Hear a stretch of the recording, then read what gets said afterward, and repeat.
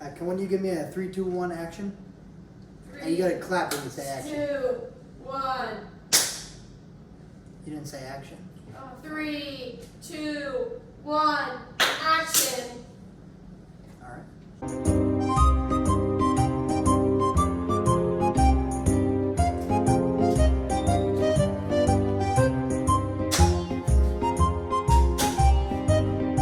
Oh hi, didn't see you there. Welcome to Cooking Corner with Giuseppe CrimiVaroli, and today we're going to be making quiche. Now what you're going to need in terms of ingredients is some fancy Mexican blend shredded cheese, a few slices of bacon, 2 Pillsbury pie crusts, a bag of baby spinach, and 1 dozen eggs. Now in terms of cooking hardware, what you're going to want is 2 pie trays, some tongs, 1 frying pan, 2 mixing bowls, 1 sharp knife, and 1 cutting board. As always, we're going to start with step number 1, which is, of course, washing your hands. Now, you want to rub the soap in real nice so it gets all foamy in your mitts. And then stick them under the water and rub them together like so. Dry them off when you're done and dispose of the towel. Alright, now that you've washed your hands and are working in a clean cooking environment, what you're going to want to do is called step number 2, preheat the oven. You're going to want to preheat it to 400 degrees. And you're going to want to start with this step after you wash your hands, of course, because the oven takes a long time to heat up. Follow me. Bake. 400. Done. All right. Now we're on to step number 3, which is going to be cut up your bacon. Now, in a very similar fashion to the carbonara video, you're going to cut it into very thin strips.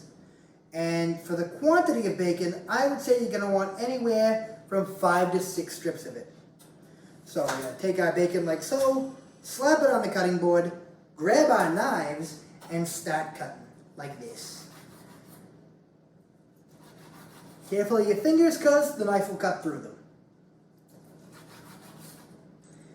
Now you're going to want pieces that are about this big. I don't know, this big. It's maybe 1 inch wide and the full width of the bacon. Just keep on cutting it, I guess.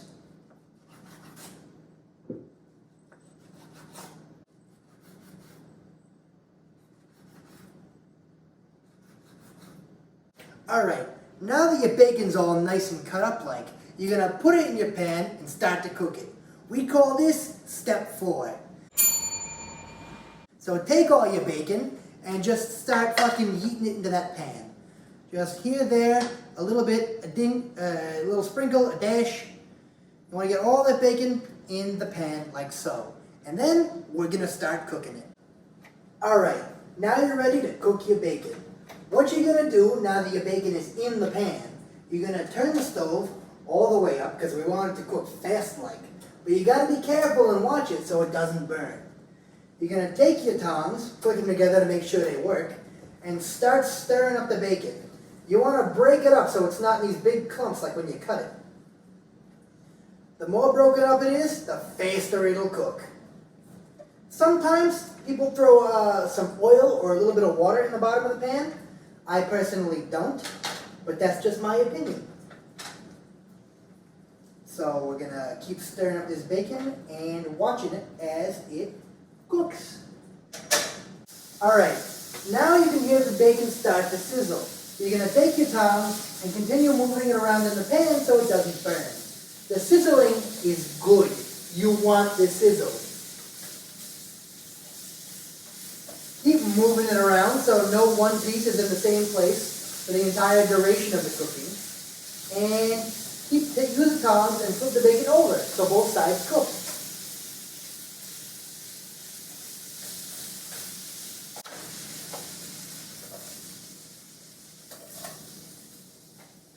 Advanced maneuvers. Don't try that at home.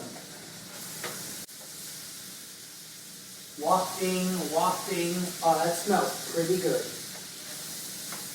Now, as the bacon cooks, it'll start to reduce. That's what you want as well. As it reduces, it'll start putting grease into the pan. That's also good.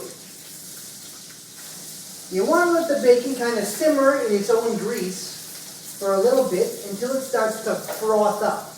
And once it starts to froth up, you know it's done. Alright. Now here, the bacon is frothing up in its grease, which means we're done cooking it. We're going to go ahead and turn the stove off and put the bacon on a different pilot so it doesn't burn. Take the tongs out, and we're going to let that sit while we cook the rest of the meal.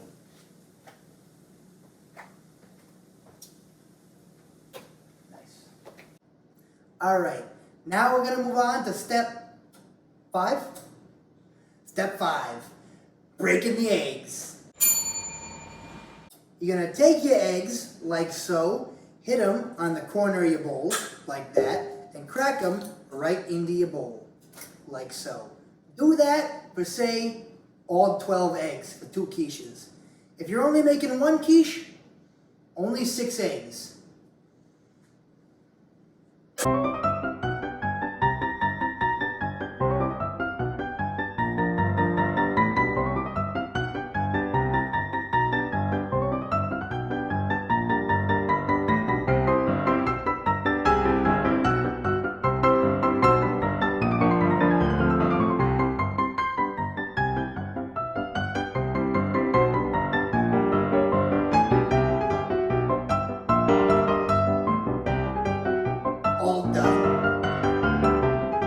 Alright, now that all your eggs are in the bowls, you're going to take this handy dandy fork here and break all the yolks. You don't want any of the yolks intact. You want to break them all up and whisk the mixture together. Almost like you're making scrambled eggs.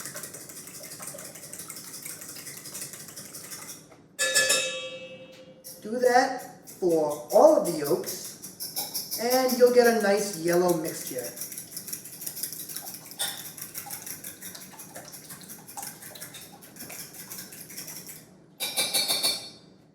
Excellent. Now we're going to mix everything together in step 6. Yes. So, in this large bowl, what I'm going to do is I'm going to add the baby spinach for our vegetable quiche. I would say about a handful. Then we're going to take it and we're going to mix it up real nice like.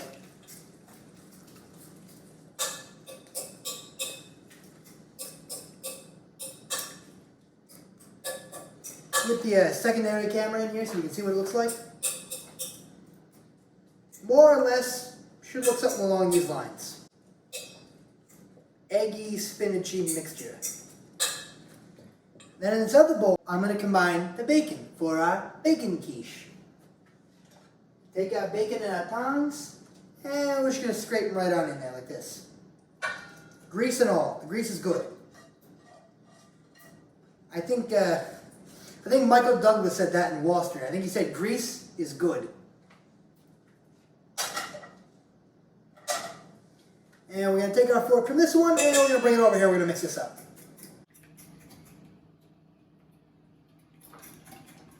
Secondary camera, here we are. Nice eggy, bacony mixture. Now, we're going to take our fancy blend cheese, rip the top off, hopefully. It's a lot more effort than it needed to be. And we're going to put half of it in this, and we're going to put half of it in this. And that is an entire bag of fancy blend cheese. We're going to mix it up so it's a nice cheesy mixture. It should thicken the mixture up too, is important.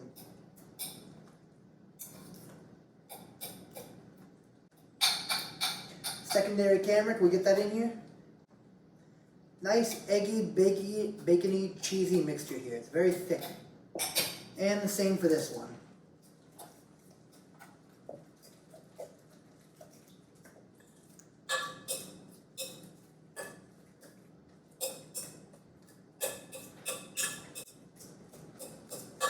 And now, you're just about ready to bake. This next dance is a little number I like to call Step 7. Adding your pie crust to your baking tins. You're going to open your pie crust like so, and pull them out one at a time. Get rid of that box, we don't need it. You're going to take the end of the bag and force it open, hopefully. And you can open it some more, and you're going to get the pie crust right in your hand, like that. Now grab the end of it like this, and start peeling it back. Be careful not to rip it. You're going to want it in a nice circular shape, like that. Pull the end so it's not rolled. You're going to take it like that, and slap it right into your pie pan. You're going to center it, push it down, and fold the edges over like this so it's not sticking out, not protruding. Doesn't really matter, but it's very aesthetically pleasing. Like that. See? One delicious looking pie crust in a tin. You'll never guess what we're going to do next. The exact same thing, but for the second tin. Take your second pie crust, open it. Maybe, I hope.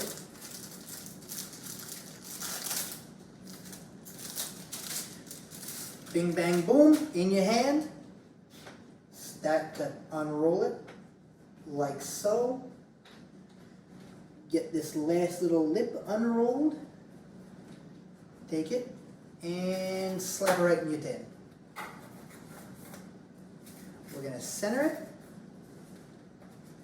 press it down, and fold over the edges.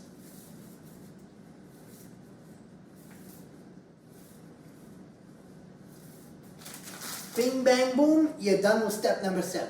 Alright, now we're on to step number 8. What we're going to do now is we're going to take our two mixtures and add them to our pie crusts.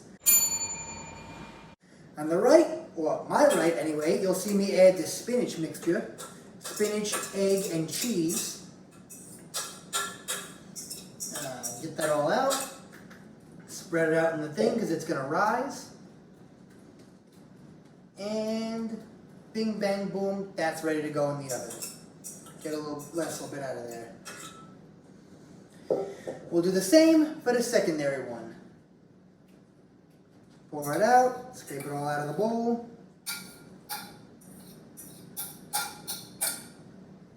Spread that out a little bit, and bing, bang, boom, that's going to cook up real nice. Done. Alright, by now your oven should be heated up to 400 degrees Fahrenheit. If it's at 400 degrees Celsius, you're going to be dead. So, we're going to take our pie tins full of egg mixture, one at a time because they're very loose in this tin, and we're going to add them to the oven. The top shelf will have them cooked the fastest. So very carefully, add one, go back for the second, add the second, and now you're going to cook them for 30 to 45 minutes. Alright, now that it's been about a half an hour, we're going to check out our quiches. They look done to me. We're going to grab our handy dandy dish towel. We're going to reach into the oven, grab them, and pull them right on out of there. There's the bacon one. And here comes the veggie one. They are looking pretty tasty, if I do say so myself. Don't forget to turn the oven off when you're done. Like that. Now we're going to let these cool for about 5 to 10 minutes, and then we'll be ready to dig in. Alright, now we're on to the final step. Plating. We're going to take our plates and put them on the table like so. We're going to take our handy dandy knife, and we're going to cut right into this quiche. Make a nice cut all the way along. Get a nice angle going, acute most likely, but if you're really hungry, you go for an obtuse angle. The knife underneath. Lift it up, like so. There's a piece of the vegetable quiche, and we will get some of the bacon quiche.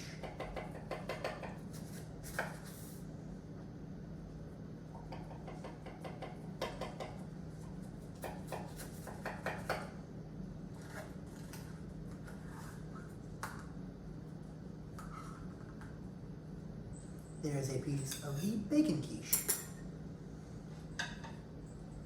Bon appetit! I want to thank you all for coming and watching my channel here at Giuseppe's Cooking Corner. And I want to thank you for all the views and likes and subscribers I've gotten off of this and the past 2 videos. And I also want to thank my good friends Emily and Amanda for letting me use their kitchen while my other kitchen was under renovation this week. So a big shout out to them. And if you have any comments or suggestions for the next food that we make, leave it in the comments. And bye-bye now.